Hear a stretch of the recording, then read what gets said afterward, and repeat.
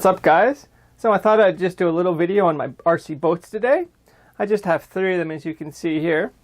And let's just get started on the first one here. So this one started off life as an Aquacraft Mini Rio. And it worked fairly good as that. It was a little slow, just had a brush motor, wasn't very fast. And I wanted something that I could take out in creeks and really shallow water, so I converted it to a jet boat. And I gave it a really bad paint job, as you can see. I haven't really used any of my boats in at least 4 or 5 years, so it has been quite a while.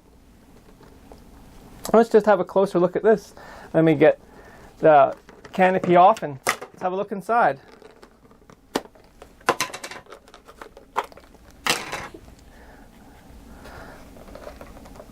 So it looks a little dirty inside, as you can see. So this thing worked fairly well after I converted it, but I always had some problems, or one problem. Nothing to do with the electronics though. The electronics worked fine. As you can see here, I have a Turnigy Marine 35 amp. Quite a nice little speed controller.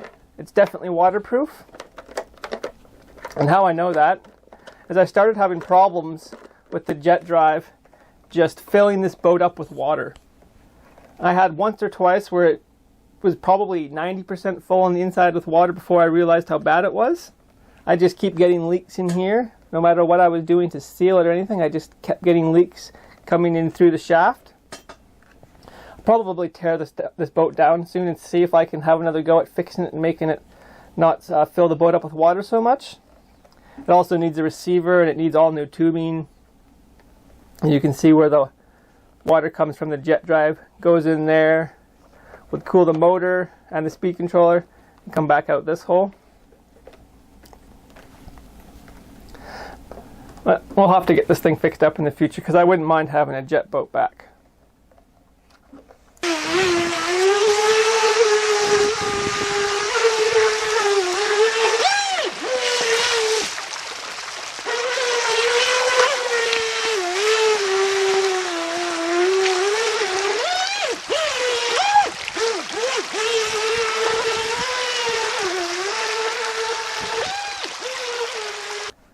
Alright, well, let's have a look at the next boat. And that would be this Aquacraft Mini Mono. And again, I haven't used this boat in many, many years.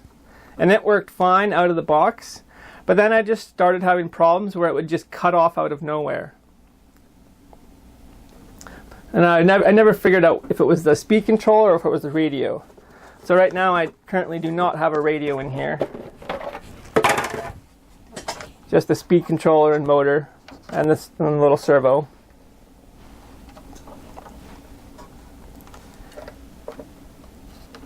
I'll insert a clip here of this thing out running on the lake, and then you can see when it just dies.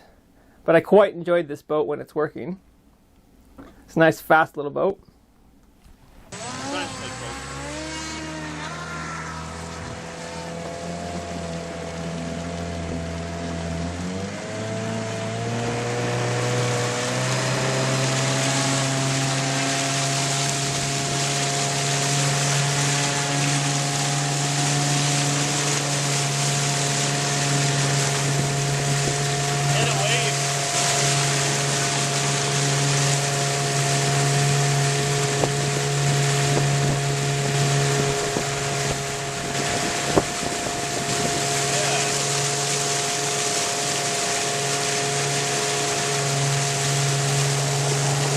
I just lost it again. I almost actually lost this one in the river too once. I'll include that clip here.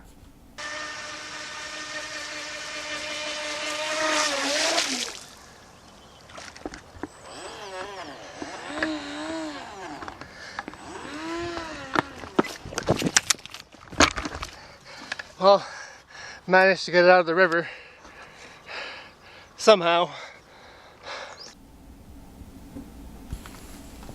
So as you can see, that was a fairly close call, almost losing in the river. I was pretty lucky that I was able to, it came to the shore a little bit further down and I was able to just grab it. Anyways, let's have a look at the biggest boat, the Lighthawk Challenger. I've done quite a bit of work to this boat too, and it's also having some problems.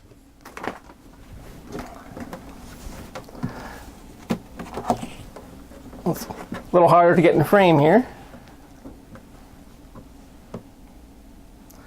So I have done quite a bit of work to this too.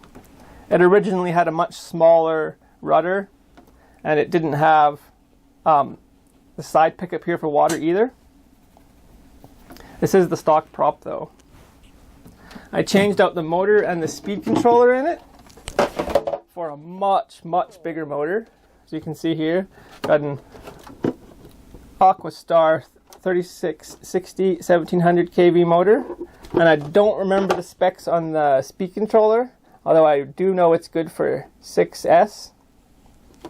And then just a Hobby King servo. No radio currently in here.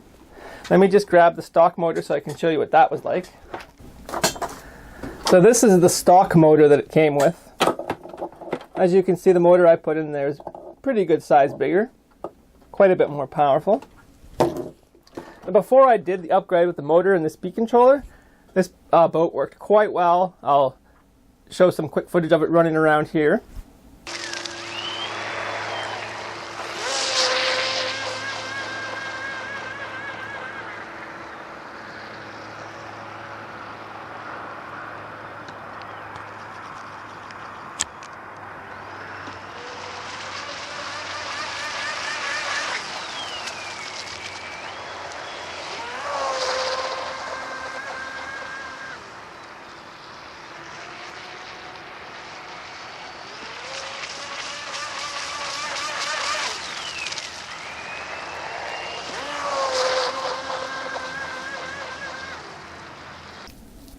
So after I put this big motor in, it had some big problems.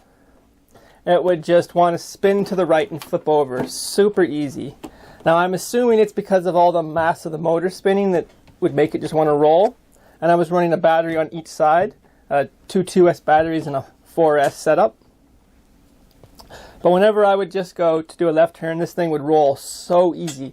I'd have to really back out of the throttle down to like maybe 20% of throttle to do a left-hand turn without it rolling.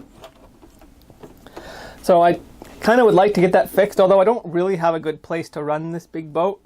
I don't even have a good place to run the smaller boats really, except for the jet boat in the creek, but that's not really the point. So I would like to get this fixed up. I don't know if I just need to put all the weight on one side to keep it from rolling, or if there's something else I can do. But yeah, that's the big problem I've had with this particular boat. And I did add this longer rudder, second water pickup. This one is all plumbed. You can see the two outlets I added to it too. It originally only had one outlet, and the original outlet was on the back here. Actually, I'm not sure. I think it was this one. I think this is the original one, and this one is just to drain it. Well, I hope you guys enjoyed having a look at my RC boats. I haven't run them in 4 or 5 years, but I think I'll get to work on this soon so I can get this running. If you guys have any comments, questions, or suggestions, make sure to leave them below. Hope you enjoyed this video. Thanks for watching, and I'll see you guys next time.